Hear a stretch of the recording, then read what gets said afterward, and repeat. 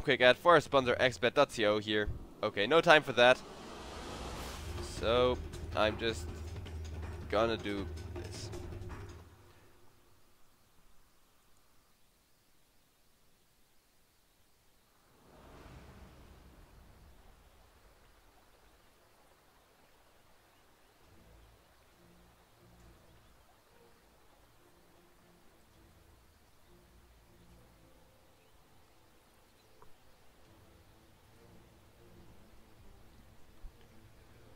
So, we got an insta-pause. I'm debating whether or not I should go to the toilet during this insta-pause.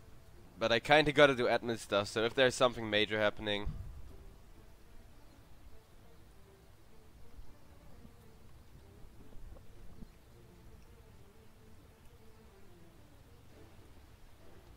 oh well. I'm just gonna stick around, I think.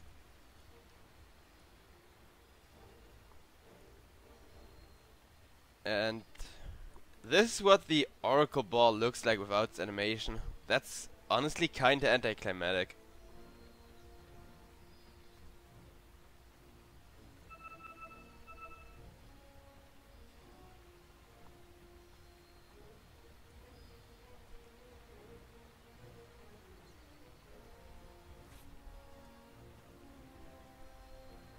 Necrophos actually got... is this... yeah, it's two loadouts actually combined. Looks kinda weird with this hairdo and that beard. This just looks like creepy... this like looks like a really creepy grandpa. A bit rapey or whatever you want to call it. Go when ready. I do believe I would have made it to the toilet and back, but... I've had it before where I went AFK and the people want to, and like the players want the remake because somebody couldn't reconnect. So kind of paranoid on that topic. Either way, we got a really interesting matchup here.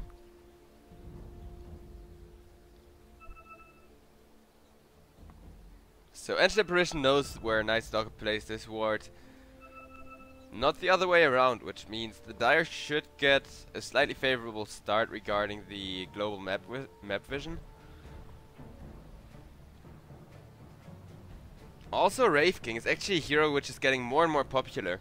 Back in the day, it was always one of those, everyone tries to make him work, but it never really pulls its own weight. Even if you win with him, then it's mostly because you have a different carry delivering all the damage and 30 seconds to battle. Kinda doing everything for you while you're just standing there frontlining and taking a ton of hits. Which, you know, it still means you're soaking up damage, which could be really useful. It's just that this time around there is no other DPS. Maybe Jakiro can deal a decent chunk. Same for the Pit Lord, as it's percentage based damage still. The battle begins. Time is money. And it looks like Akil, who went in deep, is gonna get punished for that one. It's gonna be the first blood here in favor of Team Lorem Ipsum.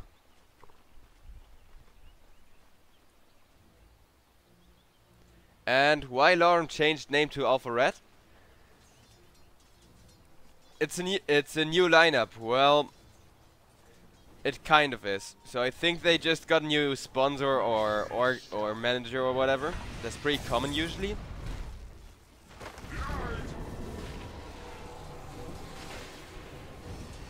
Okay, wait. We actually got Xefer going down in the mid lane here. The Ogre Magi might be a really beefy, really tanky hero, but he's not all that tanky. BB could be going down in return, but Jakiro will not get the kill and instead almost go down himself. Now forced to hide under his own tower. Night Stalker just barely getting out of dual breath range to not die. Wait, did he have a tango or something? Yeah, he does. I think he would have been fine if somebody could place... No, there wouldn't have been a tree. Okay, let's do some math here. Would have been 100 magical burn damage, which means 75 damage going through, and he was slightly above that, so... I don't think he would have dropped unless Jakiro would have gotten the right kick or two in anyways. This mid lane off to a high speed start. A really good start for Team Alpha Red. And the thing is, before people say, but Alpha Red have a different lineup than Lorem and everything. Yes, they do, but for this cup, they've already been playing with nearly the same lineup. I think one player switched. So, according to the rules, if they were still just Team Lorem Ipsum and had a stand-in, that would have been totally okay. So, no reason to worry about a team name switch mid-tournament.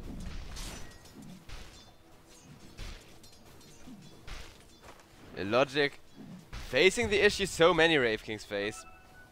The fact that you're super weak during the laning stage and generally during the early game. It takes you so long to come online. Meanwhile, Necrophos dropped on the bottom lane to the Pit Lord, which is a bit of a saving grace for Team RRQ here, to be honest. And that's a creative way of sniping a courier. Well, actually it's the most ogre way of sniping a courier. Get haste rune, run on the tower, face tank tower, get courier kill. As easy as that. And Illogic kinda struggling with his awkward Wraith King damage there. I mean, he's such a pain to play early on. There is a reason why a lot of times when you see this player in okay, no time to talk about that as Jakiro just went down the mid lane. Despite Ogre babysitting him. Ogre just doesn't quite have enough mana, and now people start dropping left and right. My pro died too. I think that was just enabled by a lucky crit. I mean, without a crit, there's no way that he could have gone down like that, I think.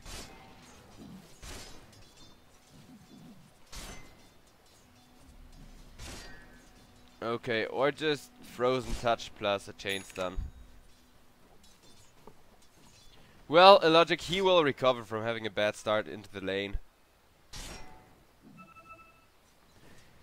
And you know, a lot of times when Wraith King is picked, he's usually on those kind of lanes where you know, okay, nobody's gonna stop me from last hitting. Nobody's gonna be able to bully me. I got 2 supports, or the enemy offlaner is something like an Earthshaker or a Darkseer who aren't really all that active in lane. But this is a Void who plans to run at you. And Illogic, still alive, Oracle accidentally healing him up, giving him the time he needs to kill off my pro again. It's such a pain when you try exactly what was attempted here by the Oracle and there's like 1 health left or 5 health left or some similar weird ass number. And your opponent has just a bit too high armor for you to get any profit out of that out of those purifying flames. Back in Dota 1 it was like way bigger of an issue if you were to heal somebody with purifying flames because the balance was slightly changed of those. Right now you about always heal slightly more than you deal damage, plus the 25% spell resistance means you heal for about 25% of the damage or something if you miss.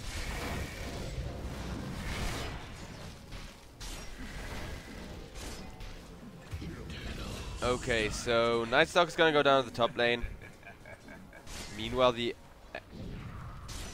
Anti-Apparition Ekill is gonna go down in return, and now my pro and Illogic just trading away. Illogic, he's finally able to take some trades with this Void because of him still having a somewhat fast start, still getting a lot of assist experience. Meanwhile on the middle lane we got some action as well.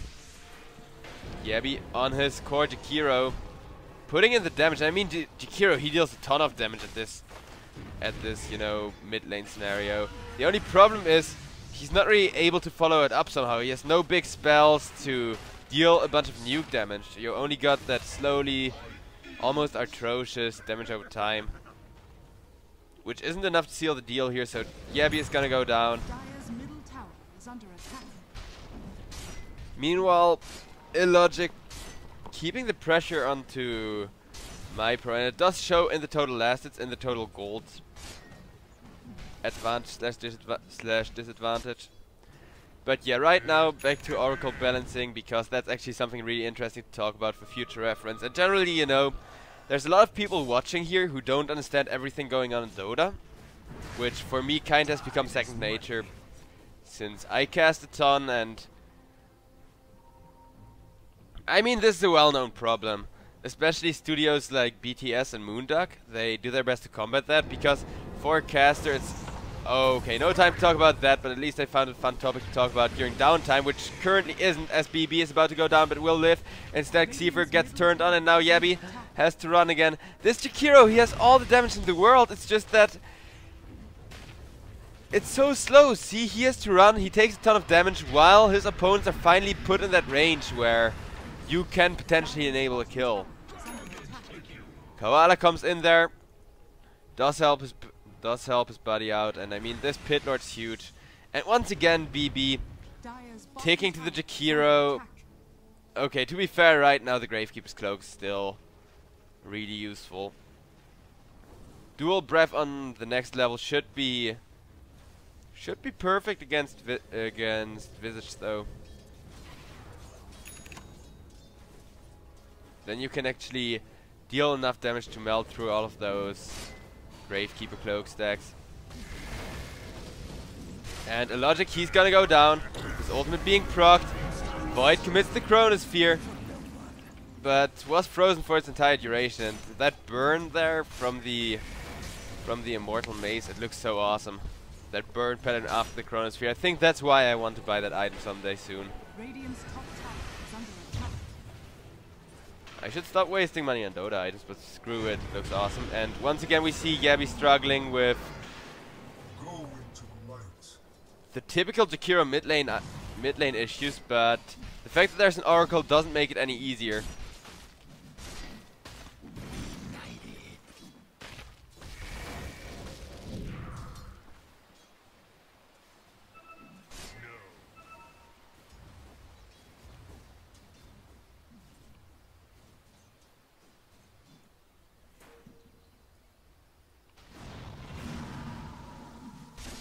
TNT will be able to protect himself from most of the damage, but could still be in trouble. Logic just wants this kill, and he's potentially just gonna go down in exchange for it. He will, Ancient Apparition is gonna secure the last hit there. And a kill now, running for his life. Structures are fortified. Radiant's bottom tower is under attack. Just buying space, and is he planning to suicide to the tower there? I don't...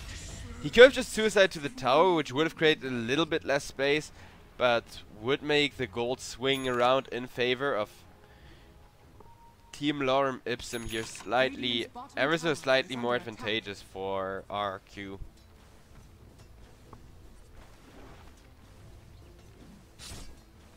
But now we're back to one of those close games. This game could be anyone's to take.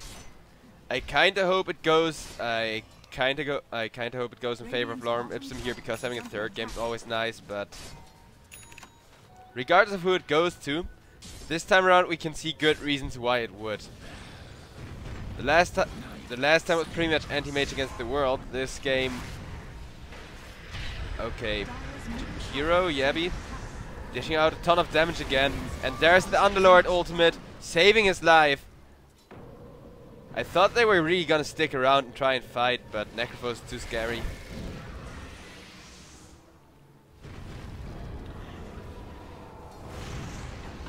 A kill is gonna go down. Did try to get an ultimate off. Meanwhile, Void, who just landed 3-man Chronosphere, is gonna die for it. There's the Reaper Scythe on the Ogre Magi, but never mind, is potentially gonna go down. Okay, he gets Oracle ulted up. The Ancient Apparition is dead, so no way of stopping Necrophos from just being full health. Holy shit, guys, I just thought of something and it's broken. Radiant's top tower has fallen. Just imagine, what if Oracle Aghanims shares a part of the healing dealt Radiant's during the top tower False is under Promise? attack. You know, it just kind of every time the person who's under False Promise gets healed, it shares a bit of that healing to nearby teammates. Either nearby from the Oracle or nearby from the person who got False Promised. that as an Aghanims effect, you know, it would be so broken on heroes like Necrophos. But it would be so ridiculously fun. Illogic gonna go down once, probably gonna go down twice. Not really a whole lot of backup available. So he's just gonna right click until he finally falls. He is beefy, but not all that efficient. And we're gonna switch over to net worth this time around. I'm not gonna forget about that. And Pit Lord really seems to be the main carry of the game, sitting at top net worth. Did get his, I said it during the draft, that building a hood against Necrophos was really important. He's got his hood now, so able to really be a beefcake in those fights. Do a lot of frontlining work, dish out a lot of damage just by surviving to do really low DPS, but pretty much unending amounts of it. Dire's top tower is under attack. Radiant's bottom tower is under attack.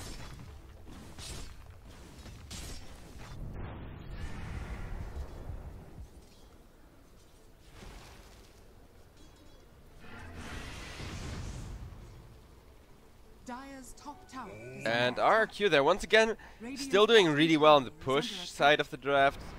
I mean, they got a Pit Lord, great for tower wrecking, as well as Jakiro for that burn damage over time. And it really is showing if we look at, if we compare the team's towers. The Dire is still sitting on all of their tier 1 towers, meanwhile wrecking their opponents bottom tier 2 down to half health, just like that. And I think this is generally, and this has been generally, one of the issues that Lorem Ipsum really do struggle with. They're extremely good when it comes to fighting, they're extremely good when it comes to positioning. They're just really weak against those kind of momentum push-based drafts where you get a gold lead. You don't care about total gold, you don't care about leaving your opponent in a really good combat condition, because that's essentially what those tower pushing drafts do. It's one of the fastest and arguably, you know, most reliable ways of winning the game, because once every tier 2 has been taken off the map, you can... Okay, Wraith King doesn't have ultimate here, so if he goes down, and he goes down... This is a bad start for the fight here for Team RRQ, but they're gonna still fight it nonetheless, and Jakiro's damage output is real.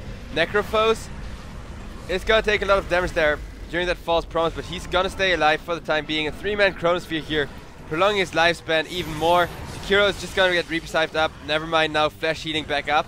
Seifer is gonna go down. And Koala trying to get out of there will not succeed. That's a full-blown team wipe, and now the Wraith King already respawns, but this is that combat condition being left open.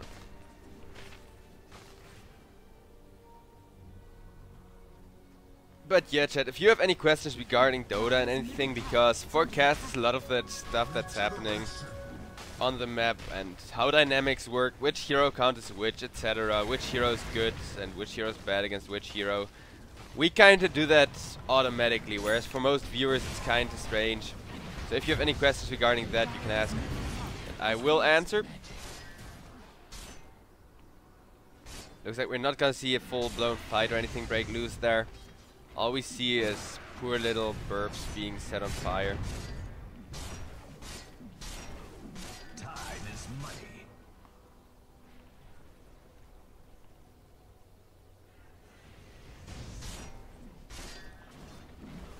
But RRQ, they seem to be playing this game really aggressively, despite running in, losing a fight, running in, losing the next fight. Rinse and repeat. They're still super far ahead in towers, and they're trying to push exactly that advantage instead of playing this carefully and risking to just lose this game in the late game by kinda having your draft become useless other than the Wraith King. Radiant's middle tower is under attack. I mean, if this game goes ultra late game, which RRQ are trying to prevent real hard, Wraith King goes on down there, has the ultimate, does have an Underlord follow up. And Illogic looks like he's oh no, the Wraith King is gonna drop before the Underlord ultimate procs, and with that, Lorem Ipsum once again winning another team fight here. Or are they? Yabby now putting down the Macropyre. Lighting Night Stalker, Blaze Night Stalker will match the Shrine, but it's still gonna go down. Can they kill off Never mind here somehow? Looks like they can't with 3-man Chronosphere. That's just gonna be a kill on Yabby. In comes the big, oh my goodness, look at that huge ultimate there from the Edge Separation. And Koala doesn't, okay, the damage is enough. Same for my pro, who cannot rely on the Time Walk to heal up. Still TNT and BB are gonna remain alive. And with that fight, it's gonna be 300 gold in advantage of Lorem Ipsum. 300 freaking gold. So let's see, what is BB up to? BB is fat as hell. Like damn, I know he had the medallion for a while there. I thought he was gonna go for the Solar Crest build, but turns out he opted for an Atos instead. But that probably a team fight to go or so. I'm just gonna do a general item checkup. So Yabby, he's got the Veil of Discord as well as the Hood of Defiance. Kinda ironic that he has both of those items while the two of them counter each other so hard, but... Radiant's bottom tower is under attack.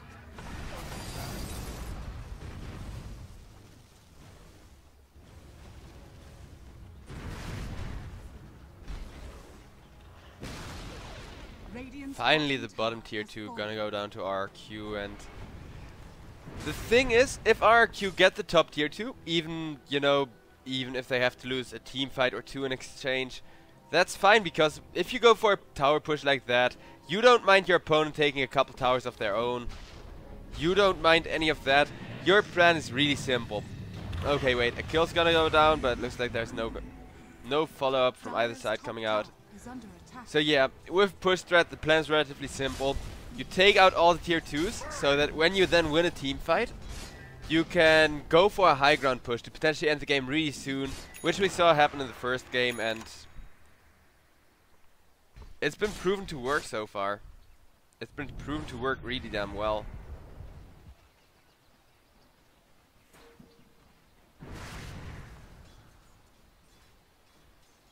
Dire are scanning.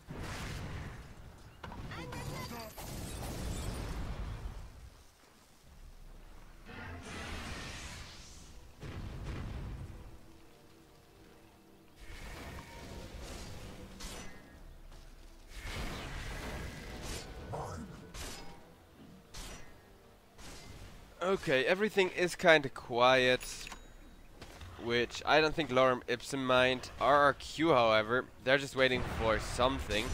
Might have been the Rave King ultimate, which is now available.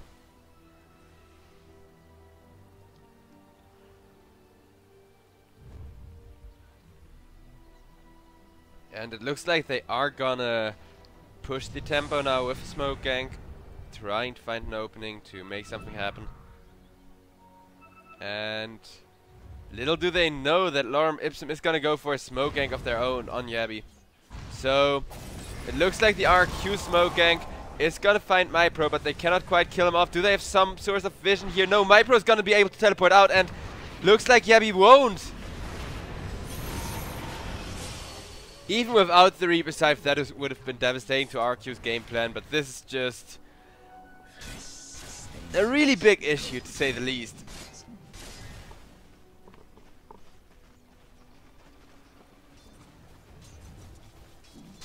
Lorem Ipsum showing why they deserve to stay and keep playing in the ProDota Cup. After that first game, they actually adapted to this type of strategy.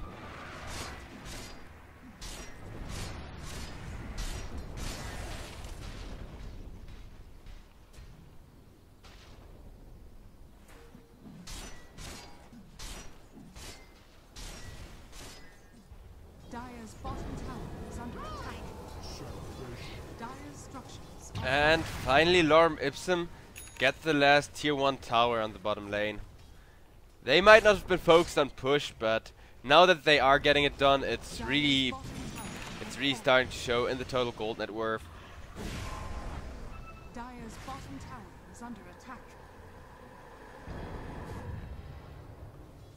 Pit Lord ultimate. It's such a great ultimate. It's just so, Radiant's it's just top so, tower you is know, under attack. situational that doesn't always feel as good, especially in ticketed games. That was a really good use of it though. Maybe you can use it the other way around as well. Get your entire team to the top tower in a sneaky way, kill off that tower, then go for that all-out team fight which you need to win the game. And it looks like Lorem Ipsum, they're gonna go for a Roche here. For a pretty fast Roche at that. RRQ, do they want to contest? Wait, RRQ, I don't think they know that this is going on. Radiant are scared. They're gonna scan, not find anyone. But I do believe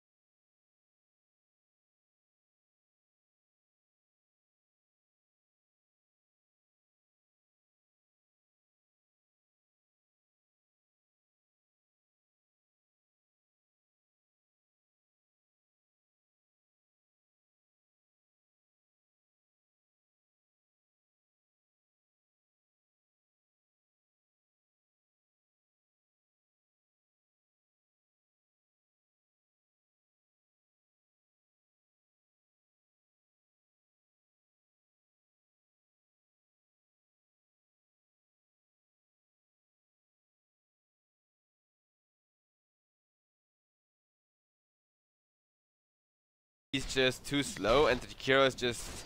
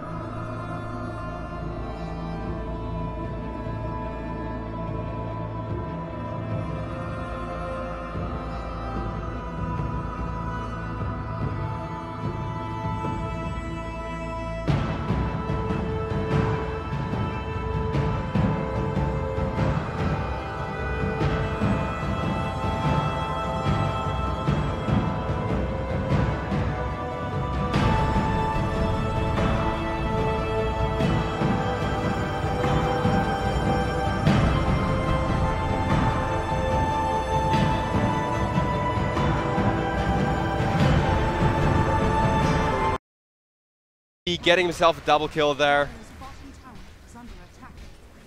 Radiant structures We saw a Pit Lord buyback as well, and now a high ground siege. Dire's bottom barracks are under attack. Isn't this some great timing, guys? I've just concluded, okay, the game goes late, might as well go and have a pee real quick, since constantly drinking coffee during your cast does come with some side effects. But Dire's bottom barracks meanwhile, Lorem Ipsum just is falling. taking the lead, going up to an own it spree. Meanwhile, Yabby got killed off, ganked somewhere as well. But I think pushing is more important because RRQ, they have such a weird lineup. You don't care if you die. You don't care if you lose a couple of heroes every minute or two. Your logic is gonna live there. That was actually really close, despite no actual heroes in the base.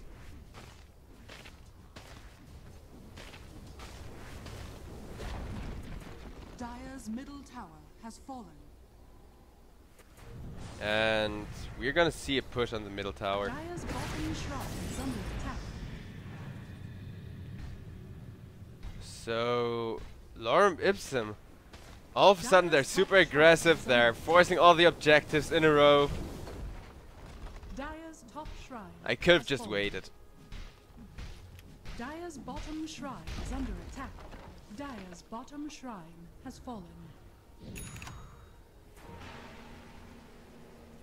Well, oftentimes teams do their sincere best to prove casters wrong.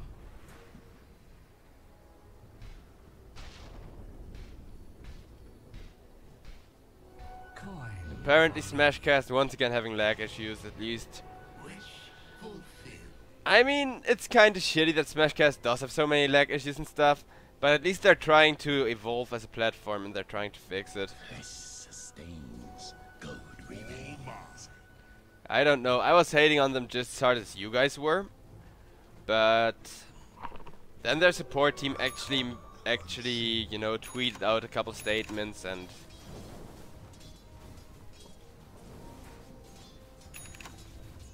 Dire's top tower is under attack.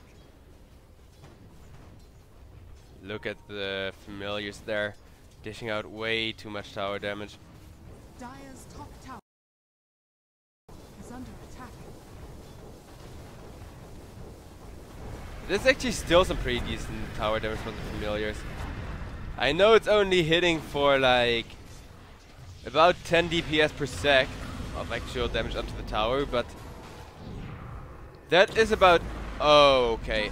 No time to do some math. Yes, we got a 2-man Chronosphere, and that's gonna be Underlord about to go down. He is pretty damn tanky, a really big beefcake, and honestly, the Underlord, despite being the least common of RQ's hero choices here, seems to be the most effective hero in his position.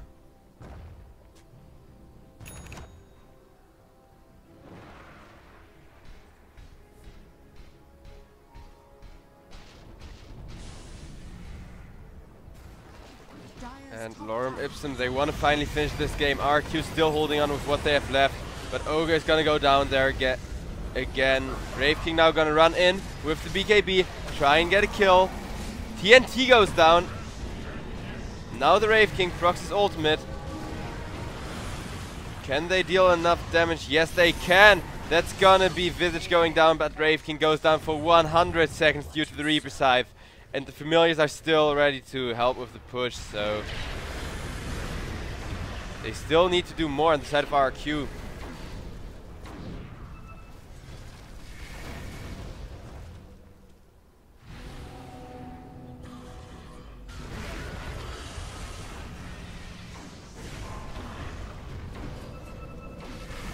My pro dishing out tons and tons of damage there.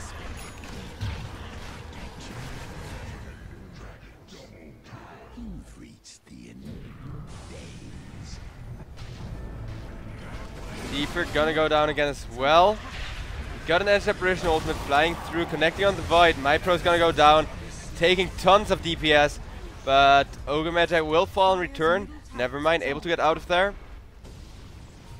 He still has his insane flash heal capabilities if he needs them. Necro making a brave play, trying to turn. And look, if we look at his DPS, he can actually pull it off with some help of the Oracle there. Never mind now running at Koala, trying to kill him off, and there we go.